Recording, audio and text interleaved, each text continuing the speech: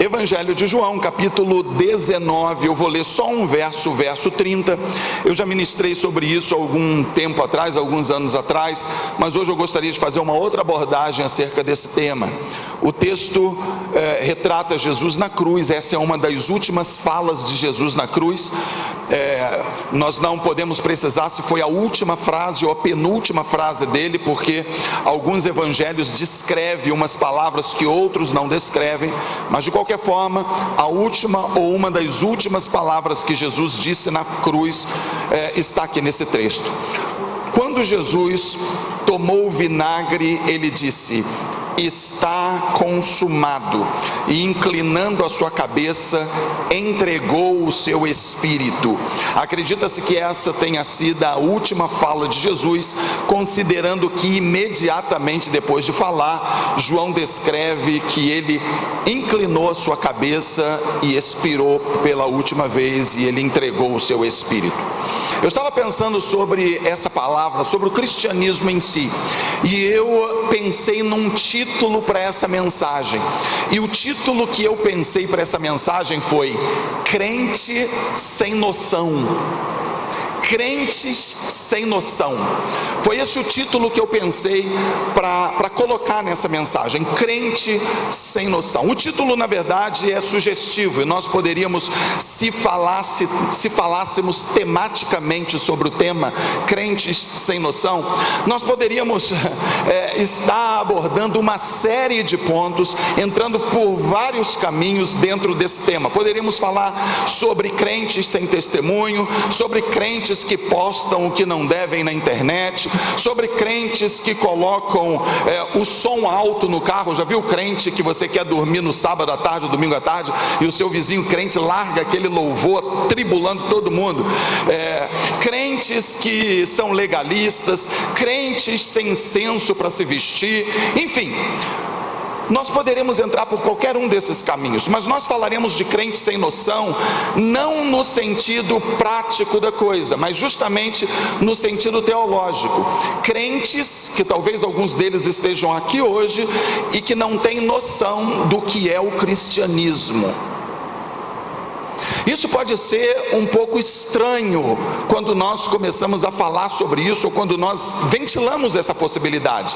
Todavia, existem cristãos evangélicos que estão todas as semanas na igreja, que postam e curtem postagens, que leem a Bíblia, que ouvem palavras, que ministram inclusive, mas que ainda não sabem o que é cristianismo, ainda não têm noção do seu cristianismo. São crentes porque se solidarizam com a figura de Jesus na cruz, crentes porque sentem pena do Cristo crucificado, ou seja, isso seria uma aberração do ponto de vista teológico. Alguns são crentes porque estão em busca de uma vida melhor, são crentes porque precisam de uma cura, de uma prosperidade, de uma restauração do casamento, e acreditam que isso seja cristianismo. São crentes hereditários, eles são crentes porque cresceram dentro de um lar evangélico, porque de berço ouviram falar do evangelho, foram crescendo e foram ficando na igreja, e se tornaram cristãos hereditariamente, ou seja, em função da fé declarada pelos seus pais. Mas isso não é o que nós chamaríamos de cristianismo no sentido de você ter convicção, saber por que você é o que você diz ser. Por esses dias, um pregador da nova geração, inclusive um pregador bastante conhecido, ele afirmou o seguinte, abre aspas: temos o mesmo valor de Jesus, fecha aspas.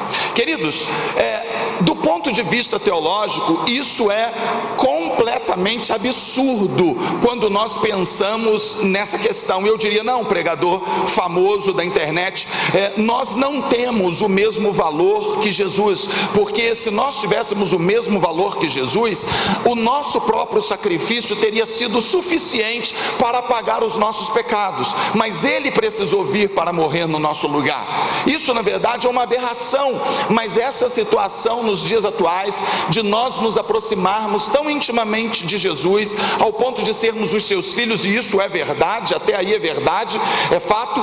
Todavia, nós nos sentimos tão íntimos que começamos a tirar Jesus do lugar dele e trazer para o nosso, ao invés de nós começarmos a ter uma vida em conformidade com os seus princípios.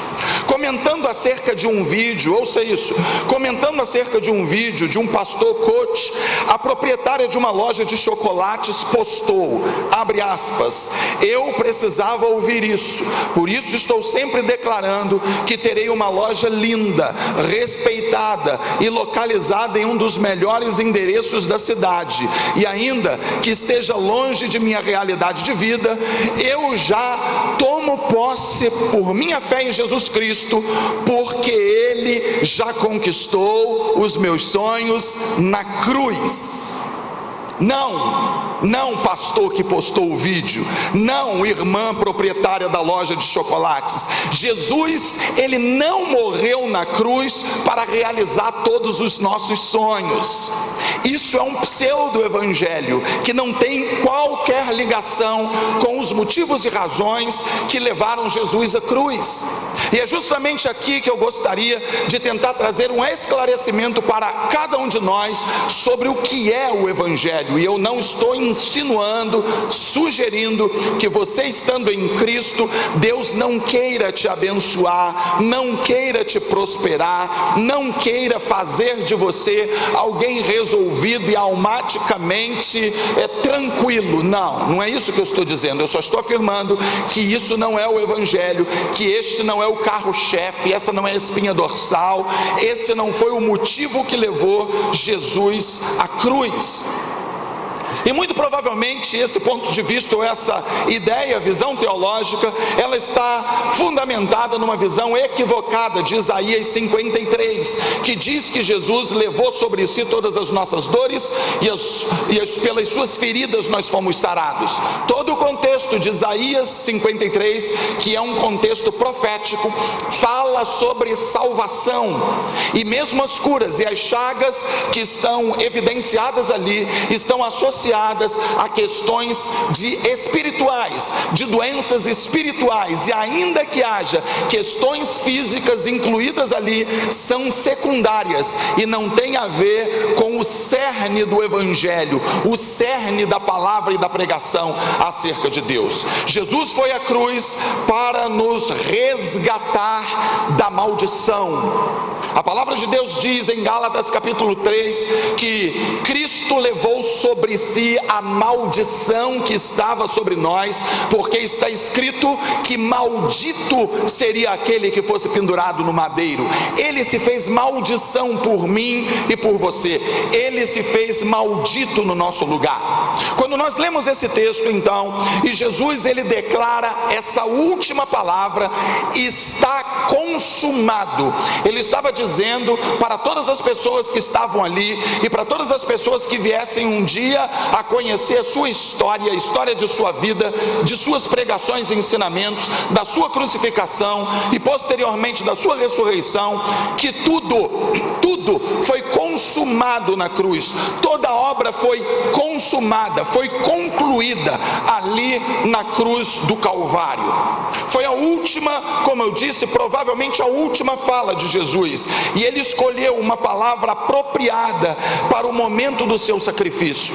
Jesus ele não soltou, tudo está consumado de uma forma aleatória, não, pelo contrário, ele sabia exatamente o que ele estava dizendo dentro do contexto romano, e nós perceberemos hoje que essa palavra está consumado, ela era usada dentro do contexto romano, na época de Cristo, em várias situações, e Jesus fez essa aplicação na cruz para que todos pudessem compreender exatamente o que estava acontecendo ali.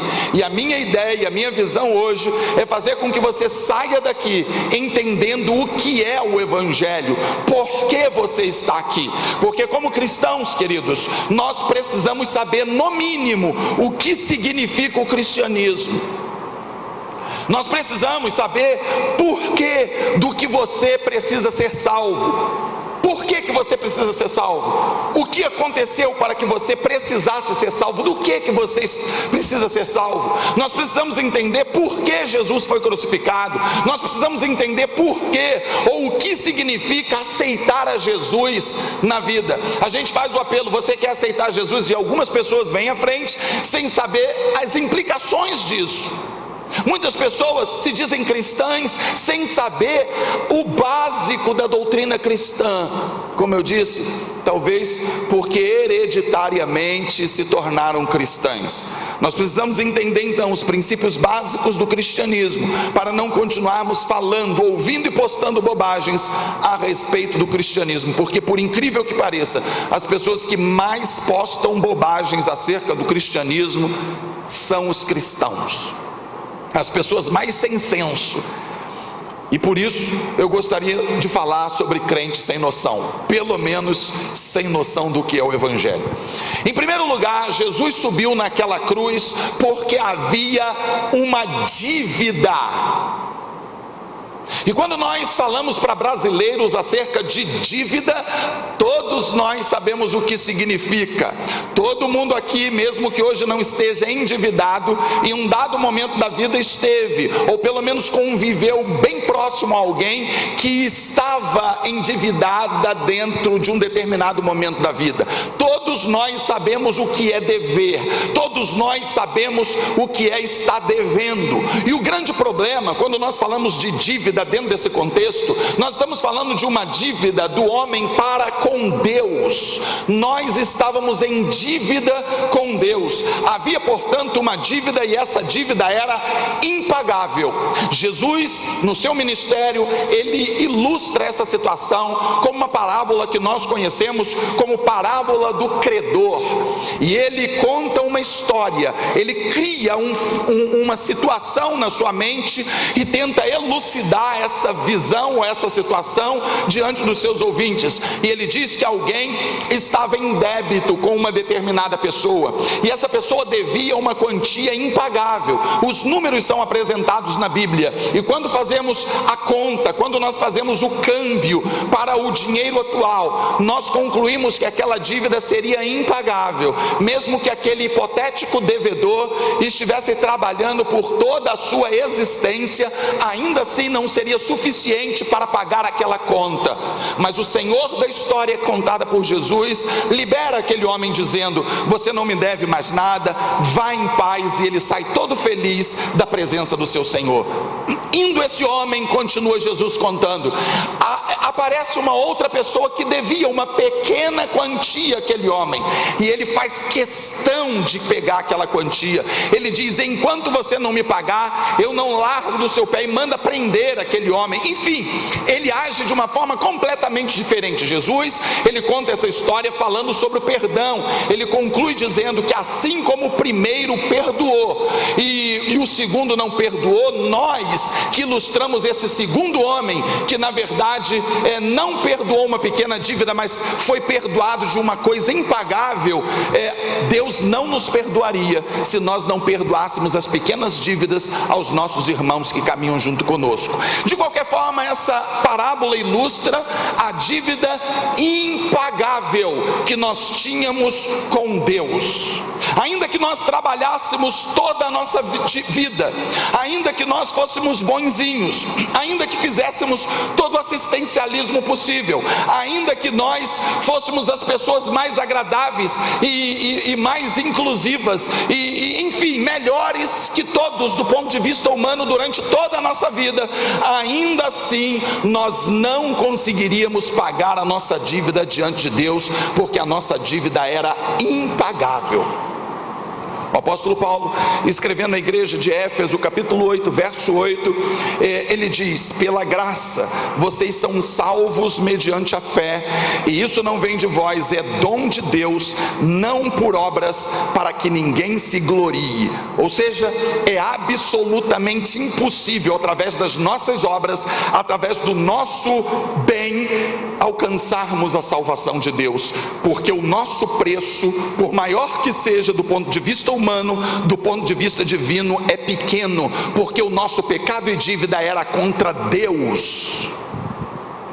Voltando para a cruz, para o texto está consumado, nós percebemos que na época dos romanos, quando pagava-se uma dívida ou quando uma conta era quitada, havia uma espécie de carimbo. Da mesma forma, quando você vai lá nas Casas Bahia, quando você vai saldar uma conta em qualquer lugar onde você deva, você paga no caixa e eles carimbam, e esse carimbo está escrito pago, e o atendente, o caixa, assina e você é liberado, você está com a sua conta quitada. Nos tempos dos romanos, esse carimbo, ou a palavra que era escrita nessa promissória, era a palavra tetelestai. Tetelestai significa está consumado. Jesus na cruz, quando ele disse tetelestai, ele estava dizendo está consumado, ele estava declarando a dívida que era impagável está paga. A dívida que você tinha contra Deus, você não tem mais, porque a partir de hoje eu a consumei, eu consumi essa dívida no meu próprio sacrifício. Está consumado. Jesus estava afirmando que por meio do seu sacrifício a nossa dívida não existia mais. Paulo explicou essa situação em Colossenses no capítulo 2, do verso 13 e o verso 14, quando ele diz: quando vocês estavam mortos em vossos pecados e na incircuncisão da vossa carne, Deus os vivificou juntamente com Cristo. Ele nos perdoou todas as nossas transgressões e cancelou o escrito de dívida que era contra nós. Em algumas versões diz, ele rasgou a promissória que estava assinada contra as nossas vidas. Tudo que estava contra a nossa vida foi cancelada na cruz. É como se Deus tivesse pego essa promissória de dívida impagável e carimbasse ali tetelestai, e assinasse embaixo e dissesse está pago, está consumado. Ou seja, o evangelho basicamente, tínhamos uma dívida impagável. O ser humano tem uma dívida impagável contra Deus, mas Deus ele paga o preço dessa dívida e diz: está consumado, está pago. Isso é o evangelho. Ele cancelou a escrita de dívida que era contra nós, ou seja, Jesus deu um carimbo de pago na promissória que o diabo tinha em suas mãos. Alguns querem pagar as dívidas a Deus com sacrifícios, com penitências, com promessas, mas a dívida está paga e não há absolutamente nada que nós seres humanos possamos fazer para diminuir esse débito que temos com Deus. A única coisa possível a fazer é aceitando Jesus, aceitando o sacrifício que Ele fez por nós e dizendo: eu aceito o perdão de Deus. Isso é aceitar o evangelho, isso é aceitar o sacrifício da cruz, isso é ser cristão. Em segundo lugar, havia necessidade de uma sentença.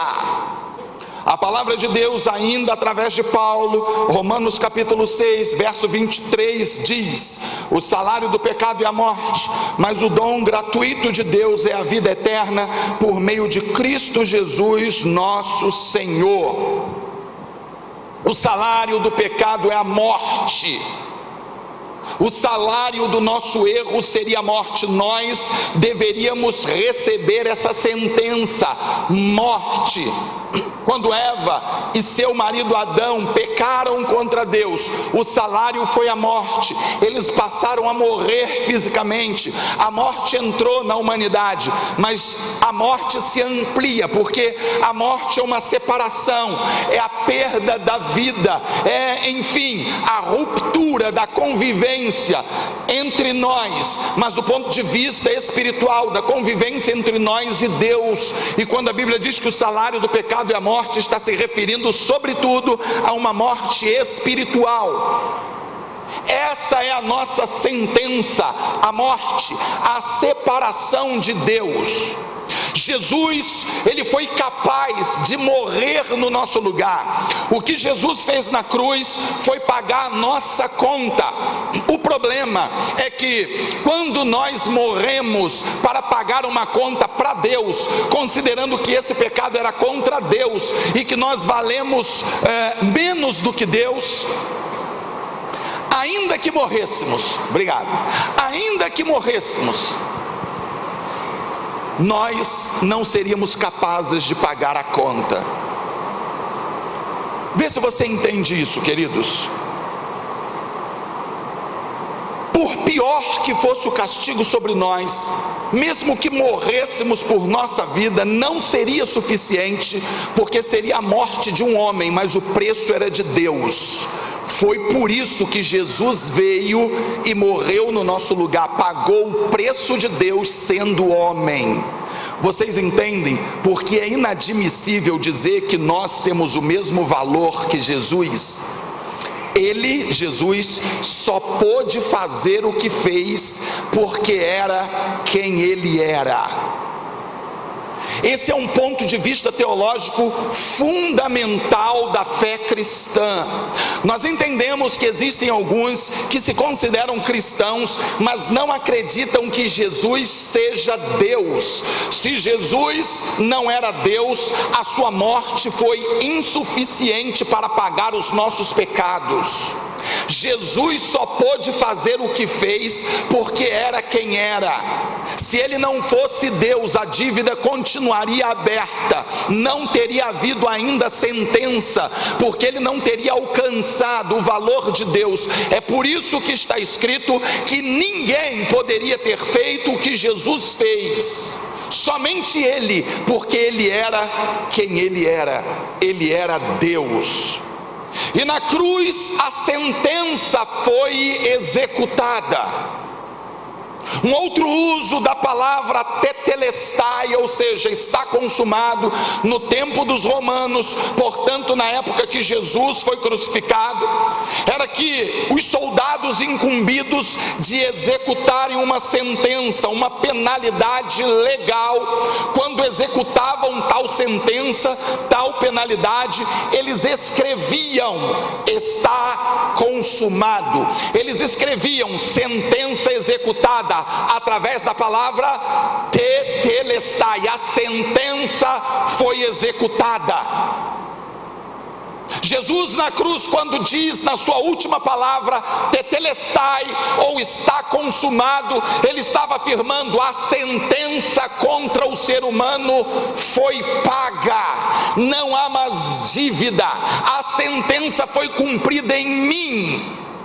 Os efeitos legais dessa situação foram agora executadas em Cristo, e a partir desse momento, aqueles que recebem esse sacrifício, que aceitam esse sacrifício, têm a sua própria sentença cancelada, porque alguém pagou o preço. É por isso que o Evangelho é de graça. É por isso que está escrito: pela graça vocês são salvos, mediante a fé, e isso não vem de vocês, é dom de Deus, porque ele pagou, e ele nos deu essa sentença quitada de graça.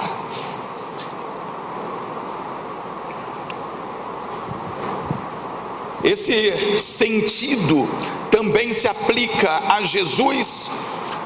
1 Pedro capítulo 2, verso 21 a 24, está escrito: carregando ele mesmo em seu corpo, sobre a cruz, os nossos pecados, para que nós, mortos para o pecado, vivamos para a justiça.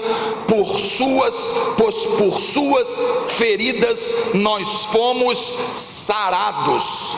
Eu não sei se você observou, mas Pedro mencionou Isaías 53 aqui. Ele está fazendo uma conexão das feridas saradas, a salvação de Cristo.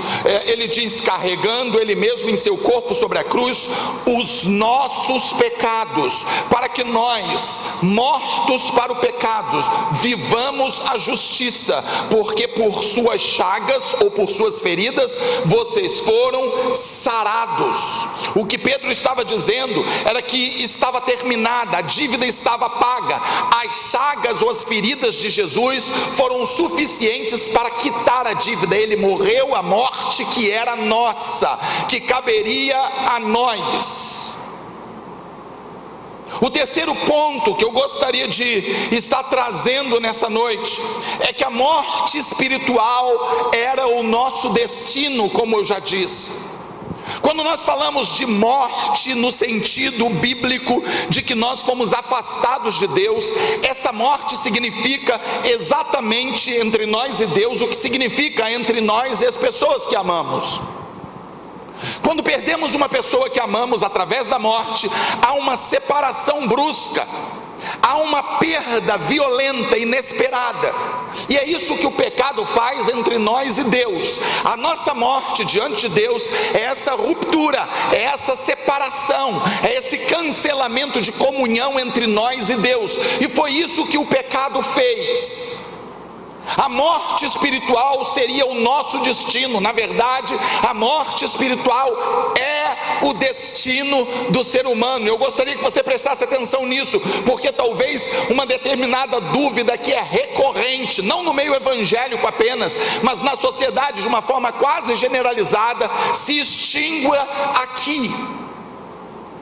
Como não havia como pagar o preço, toda a humanidade estava condenada ao inferno.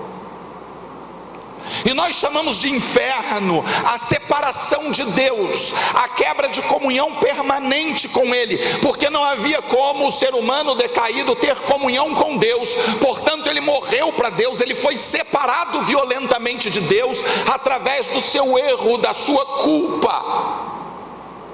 Ou seja, todos nós, eu e você, toda a humanidade, estaríamos a partir do momento da queda de Adão, condenados ao inferno. Todos nós teríamos o inferno como nosso endereço ou destino final, é o que a Bíblia diz. Outra vez Paulo, ele fala de uma forma muito clara sobre isso em Romanos capítulo 3, a partir do verso 23, onde ele diz: porque todos pecaram e destituídos, ou excluídos, ou banidos, fora estão da glória de Deus. Toda a humanidade pecou e está excluída da glória de Deus, é o que a Bíblia ensina. Mas Paulo prossegue dizendo: porém, sendo justificados gratuitamente por sua graça, pela redenção que há em Cristo Jesus. Ou seja, estávamos separados, nós estávamos condenados ao inferno, nós estávamos destituídos da glória de Deus, mas por meio do sacrifício de Cristo, essa possibilidade foi aberta. É aí que eu gostaria de pontuar o que você provavelmente já ouviu como argumento de um amigo de trabalho, de uma pessoa conhecida que não conhece o Evangelho, talvez até de um cristão. Eu já ouvi hoje pessoas que se auto-intitulam pastores, dizendo que todos serão salvos no final, porque Deus não lançaria um filho seu no inferno. Você já deve ter ouvido isso. Deus é bom e Deus não lançaria alguém no inferno. Essa frase, ela vem carregada de uma verdade aos avessos. Ela presume que Deus pega salvos e joga no inferno. Ela parte do pressuposto que todo mundo é bonzinho e é salvo, e Deus escolhe uns para jogar no inferno. Mas quando nós entendemos o princípio do Evangelho, nós vemos que é justamente o contrário. Deus é bom, todos nós íamos para o inferno, e Ele pega alguns e leva para o céu. Isso muda tudo, e é o que o Evangelho nos ensina. Todos nós estávamos condenados ao inferno. Jesus vem, paga paga o preço, ele vem e cumpre a sentença, e ele abre a possibilidade de vida eterna para quem desejar receber o seu sacrifício, para quem aceitar as implicações positivas e legítimas e legais do seu sacrifício. Deus não mandará ninguém para o inferno, todos iriam para o inferno, mas ele decidiu abrir a porta da salvação, e aqueles que quiserem entrar por ela, entrarão. Voltando à cruz, ao estar consumado, nós percebemos que a vitória sobre a morte foi estabelecida na cruz. Os guerreiros romanos retornavam das guerras em júbilo. Soldados gritavam essas palavras para anunciarem suas vitórias em campo de batalha. E esse grito era um grito de triunfo. A palavra triunfo procede daqui. E eles gritavam triunfo, e muitos gritavam tetelestai, dizendo: a batalha foi consumada, a vitória foi fechada, enfim, nós conseguimos conquistar o inimigo, nós vencemos a batalha, nós fomos soberanos nessa batalha, nós vencemos. Era a fala dos romanos. Jesus ganhou o direito de gritar a vitória na cruz do Calvário, quando ele morreu como sacrifício perfeito. Ele venceu o pecado e ele ganhou a guerra contra o adversário, e quando ressuscitou 3 dias depois, ele também ganhou a guerra sobre a morte. Portanto, quando ele gritou está consumado, ou tetelestai no hebraico, ele estava dizendo: eu venci a morte. A morte não terá mais poder sobre a sua vida se você estiver em mim. O que Jesus estava dizendo é que o Evangelho, a base do Evangelho é essa: está consumado. Éramos pecadores, mas agora o preço está pago. Éramos pecadores, mas a sentença está paga. Estávamos condenados à morte, mas agora o preço foi pago, e nós podemos ter a vida eterna em Cristo. O que ele estava dizendo, amados, e o que o Evangelho ensina é o seguinte: todos nós viveremos eternamente. Quando a gente fala assim, eu tenho a vida eterna, isso é redundante. Todo mundo tem. Todo mundo tem, pastor? Todo mundo tem. Biblicamente, todo mundo tem a vida eterna. Crentes e ímpios, cristãos ou pagãos, todos têm a vida eterna. A questão não é essa, a questão é: onde viveremos a nossa vida eterna? Aceitaremos o tudo está consumado de Jesus ou não?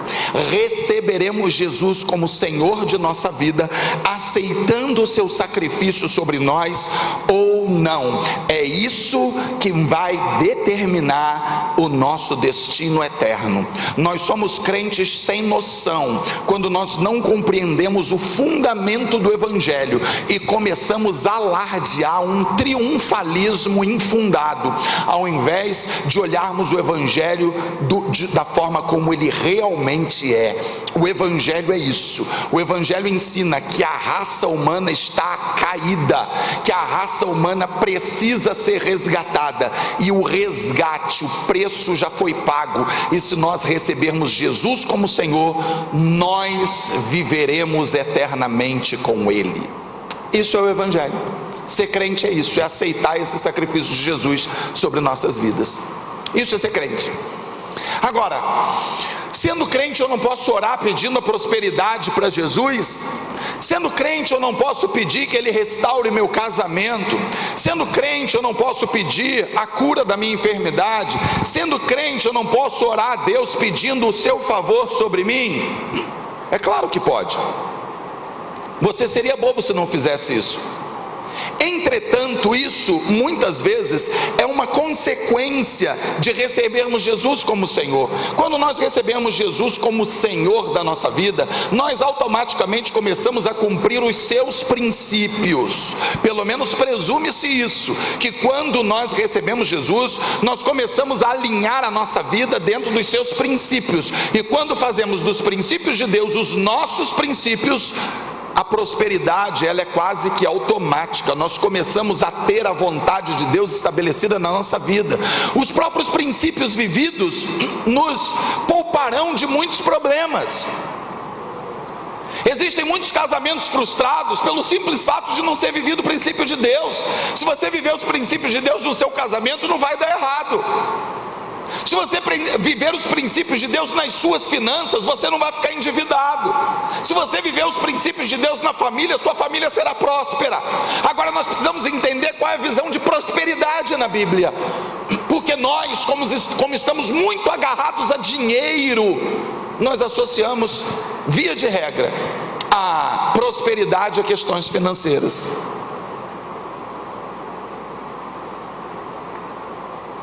Mas prosperidade não está apenas associada à questão financeira.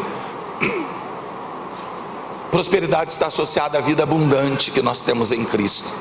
E quando nós estamos em Cristo, as coisas vão acontecer porque vivemos os seus princípios. Agora, quando nós aceitamos Jesus para ter uma religião e não vivemos os seus princípios, nós não podemos pensar que a prosperidade será automática sobre nós. Quando nós aceitamos Jesus como Senhor por interesses pessoais, quando nós ofertamos pensando só na prosperidade, nós estamos quebrando princípios de Deus. Nós não podemos pensar que a prosperidade virá sobre as nossas vidas. Não podemos pensar nisso.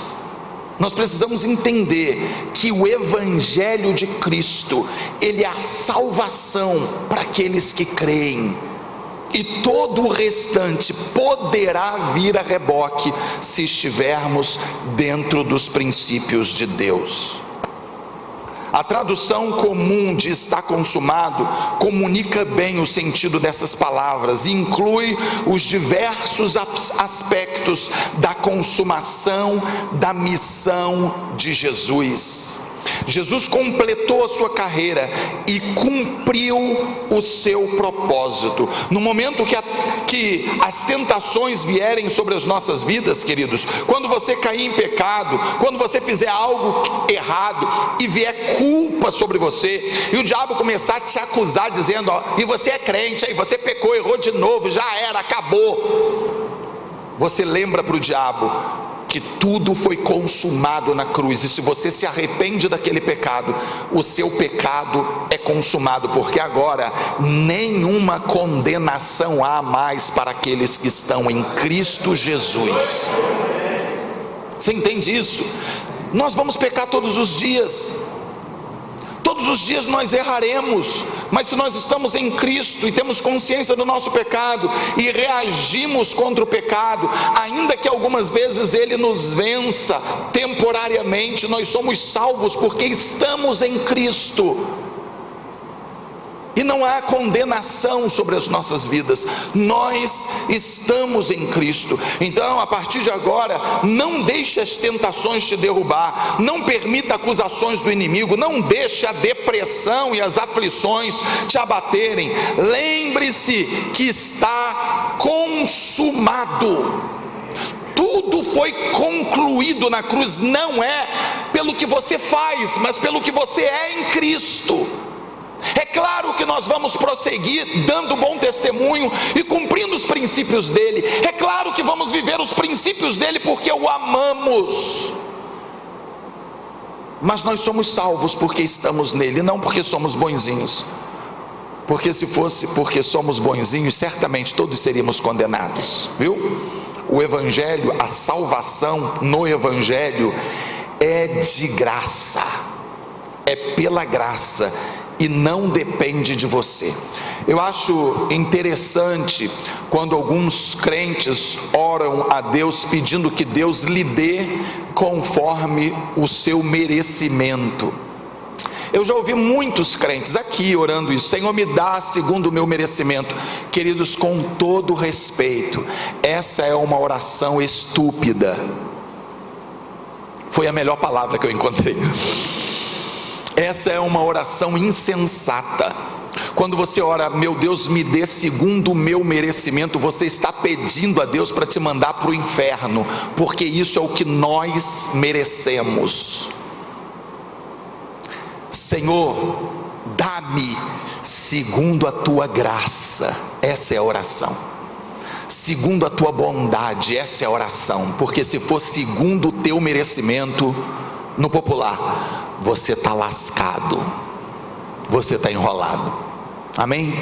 Cristianismo é entendermos que somos pecadores, que temos uma dívida e que não podemos pagar o preço, e recebermos aquele que pôde pagar o preço como Senhor e Salvador da nossa vida.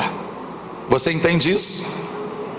Se você acredita em algum tipo de linha doutrinária, onde você nasce, vive e morre, e renasce, vive e morre outra vez, e assim renasce, vive e morre sucessivamente em várias vidas, para poder em cada uma delas se aprimorar, melhorar, para que você chegue ao céu, eu quero te dizer que se isso fosse verdade, a cada vida nascida e vivida, você estaria cada vez mais enrolado.